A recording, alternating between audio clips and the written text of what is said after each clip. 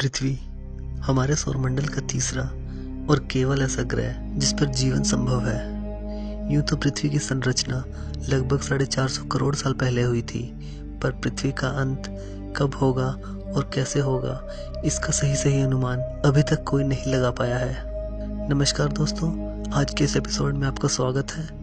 आज हम बात करने वाले हैं ऐसी थ्योरीज की जो कि हमें बताएंगी कि पृथ्वी पर जीवन का अंत किस तरह से हो सकता है। यह थ्योरीज 100% सच नहीं है, पर फिर भी यह हमें एक झलक दे सकती है कि पृथ्वी पर जीवन का अंत किस तरह से होगा।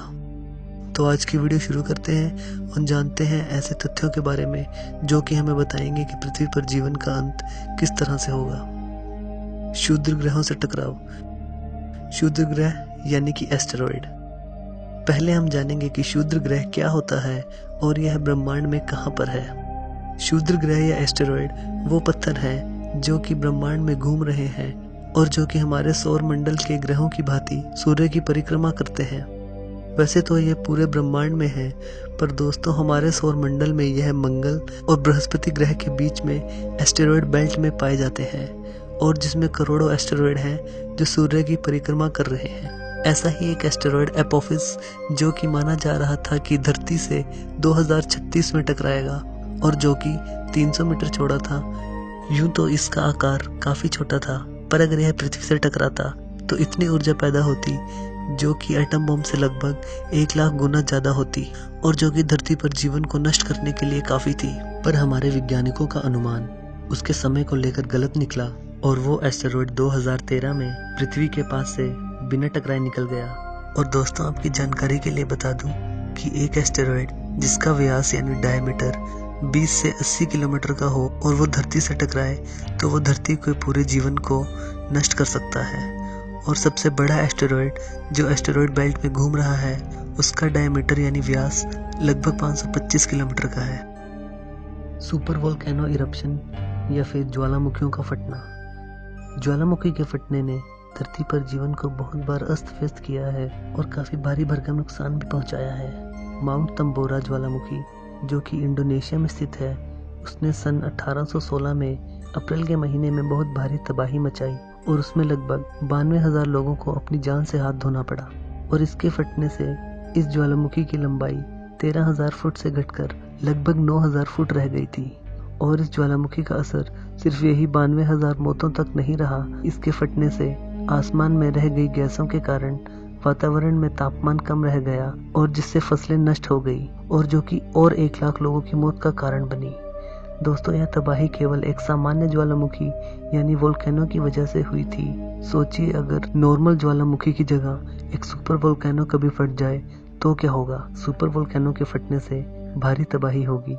जहां नॉर्मल वोल्केनो में लगभग 1 किलोमीटर क्यूब तक का मैग्मा होता है, वहीं सुपर वोल्केनो में लगभग 1000 किलोमीटर क्यूब तक का मैग्मा होता है। मैग्मा पिघले हुए पत्थर से बनता है जिसका तापमान लगभग 1300 डिग्री सेल्सियस तक होता है। और सुपर वोल्केनो के फटने से बहुत बड़े काले धुएं के बादल बन जाएंगे जो कि सूर्य की किरणों को धरती पर आने से सालों तक रोके रखेंगे और धरती पर जीवन का अंत हो जाएगा। नष्ट होते सितारे। यूं तो रात में टिमटिमाते हुए सितारे बहुत सुंदर लगते हैं, पर यह भी धरती पर जीवन को नष्ट करने का कारण बन सकते हैं। जब 2 नष्ट होते हुए सितारे आपस में मिलने लगते हैं तो वो गामा किरणों का एक सुपरनोवा बनाते हैं और जो कि इतनी शक्तिशाली और चमकदार होती हैं कि हमारी धरती को कुछ पलों में ही नष्ट कर सकती हैं। हमारी धरती ही नहीं, वो अपने दायरे में आने वाली हर चीज को चंद सेकंड में नष्ट कर देती है। वैसे ब्रह्मांड में यह प्रक्रिया होती रहती है, पर यह प्रक्रिया धरती से बहुत दूर होती है, इसलिए हमारी धरती और सौर मंडल पर उसका असर नहीं पड़ता। इन 2 नष्ट होते सितारों के मिलने से इतनी गामा किरणें निकलती हैं जिनकी ऊर्जा हमारे सूरज से लगभग 1 करोड़ अरब गुना ज्यादा होती है।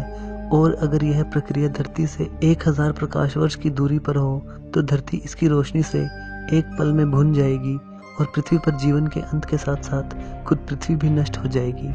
1 प्रकाश वर्ष या लाइट ईयर का मतलब यह होता है कि जितनी दूरी प्रकाश या लाइट 1 साल में पूरी करता है उसे प्रकाश वर्ष कहते हैं। Big crunch theory.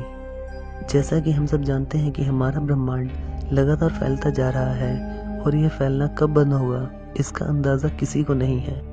पर अगर हम बिग क्रंच थ्योरी के अनुसार चलें तो इस थ्योरी का मानना है कि एक समय ऐसा आएगा जब ब्रह्मांड का फैलना बंद हो जाएगा और उस पॉइंट पर गुरुत्वाकर्षण के कारण पूरा ब्रह्मांड सिकुड़ने लगेगा और सिकुड़ते सिकुड़ते वो एक छोटी सी बिंदु में समा जाएगा और पृथ्वी के साथ साथ पूरा ब्रह्मांड नष्ट हो जाएगा।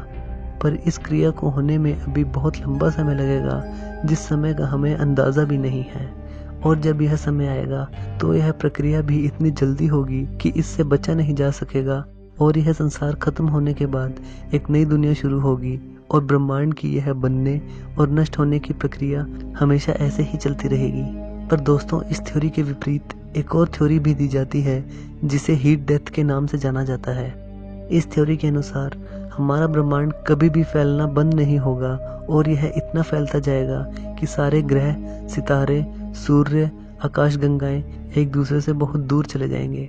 और अगर ऐसा हुआ तो हमारी पृथ्वी पर जीवन संभव नहीं हो पाएगा, क्योंकि सितारों और सूरज के दूर जाने की वजह से हमारी पृथ्वी और हमें पर्याप्त गर्मी यानी ऊर्जा नहीं मिल पाएगी और जीवन का अंत हो जाएगा। तो दोस्तों, ब्रह्मांड फैले या सिकुड़े, दोनों ही तर्कों में पृथ्वी का अंत होना निश्चित है। सूर्य पर होने वाले विस्फोट। सूर्य पर हमेशा अलग अलग तरह के विस्फोट होते रहते हैं और उसमें से एक है सोलर फ्लेयर्स या फिर जिन्हें कोरोनल मास इजेक्शन भी कहा जाता है। ये ऐसे चुंबकीय विस्फोट हैं जिनके कारण उपपरमाणिक कण या सब एटॉमिक पार्टिकल्स धरती पर पहुंच जाते हैं और जो कि हमारे कम्युनिकेशन सिस्टम को बंद कर सकते हैं और हमारे ग्रह की सारी बिजली और टेक्नोलॉजी को ठप कर सकते हैं। यह सारा काम इन विस्फोटों से निकले उपपरमाणिक कण या सब एटॉमिक पार्टिकल्स करते हैं, जो कि सूर्य से निकलकर पृथ्वी की तरफ लगभग 64 लाख किलोमीटर प्रति घंटे की रफ्तार से आते हैं। यूं तो ये हमेशा सूर्य से निकलते रहते हैं, पर हमारी धरती का चुंबकीय क्षेत्र हमें इनसे बचाता आया है। पर अगर कोई सोलर फ्लेयर ज्यादा शक्ति का हुआ तो वह पृथ्वी पर भारी तबाही मचा सकता है।